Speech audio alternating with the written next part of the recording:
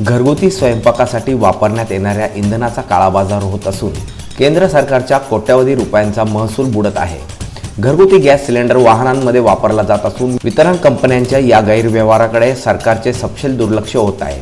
अवैध गॅस विक्री रोखण्यासाठी रेशनप्रमाणे बारकोडिंग आणि बायोमेट्रिक पद्धत अंमलात आणावी अशी मागणी ग्राहक दक्षता कल्याण फाउंडेशनने पत्रकार परिषदेत केली। मी नितीन सोळंके, ग्राहक दक्षता कल्याण फाउंडेशन या स्वयंसेवी संस्थाचा राष्ट्रीय अध्यक्ष आणि स्वयंस्थापक आहे।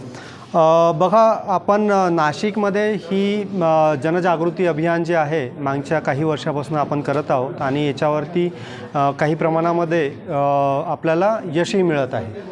परंतु आज जर पाहिलं, जर LPGवरती जर आज आम्ही घरगुती गॅस सिलेंडरवरती जर खुलासा केला, याचा ब्लॅक अँड व्हाईट जर पाहिलं तर हा ब्लॅक अँड व्हाईट म्हणजे जर ब्लॅक मार्केटमध्ये जो विकणारा घरगुती गॅस सिलेंडर आहे तो 89%नी ज्याचे खप जो होत आहे तर तो बऱ्यापैकी 50% हा काळ्या मार्केटमध्ये विकला जातो।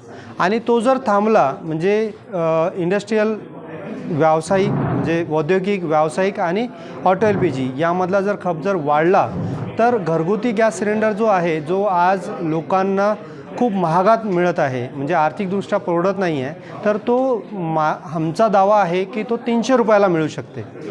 तर 300 रुपयाला मिळण्यासाठी आपण सगळ्या ग्राहकांनी संघटित होऊन जेव्हा घरगुती गॅस सिलेंडर आपल्या घरी येतो तेव्हा त्याचं वजन चेक करावं, त्याचे सील चेक करावं। आणि आज केंद्र सरकारने जी डिसेंबरमध्ये एक प्रेस नोट जारी केली आहे की QR कोड बारकोडिंगनी आपल्या घरी सिलेंडर येत आहे, तर त्यासाठी eKYC होत आहे। तर eKYC हे त्वरित करावे। स्थानिक प्रशासन जे DSO लेवलवरती आहे, DC लेवलवरती आहे, पुरवठा विभाग आहे किंवा इथले जे सेल्स ऑफिसर आहे यांनी याचा पाठपुरावा करून तत्काल नाशिक शहरासाठी यांनी याचा प्रयत्न करावा आणि तत्कालमध्ये ते बायोमेट्रिक्स व्हावं यासाठी प्रयत्न करावे अशी मी त्यांना विनंती करतो। आणि हे जर झालं तर काळ्या मार्केटमध्ये विकणारा जे मोठमोठे ब्लास्ट होतात, आज देशामध्ये मागच्या 5 वर्षामध्ये 5000च्या जवळपास हे अपघात झालेले आहेत मोठे, आणि दरवर्षी 1000च्या जवळपास होत आहेत। आणि 2024मधले जर पाहिलं तर हे 1000च्या वरती जात आहेत। तर हे जे ब्लास्ट होण्याची जी संख्या आहे आणि लोकांना फसवण्याची जी आहे, जसं 1 किलो 2 किलो तुमच्या घरी गॅस कमी येऊ शकते, तर हे याच्या माध्यमातून कमी होऊ शकते असं आम्हाला वाटते।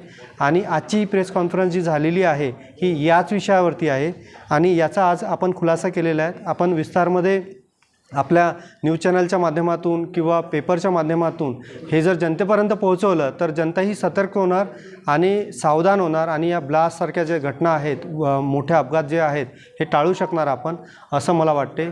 जय हिंद, जय महाराष्ट्र। यावेळी प्रशांत जमगडे, कृष्णा पवार, रोहित पवार आदी उपस्थित होते। अमर सोळंके, मी नाशिककर न्यूज, नाशिक।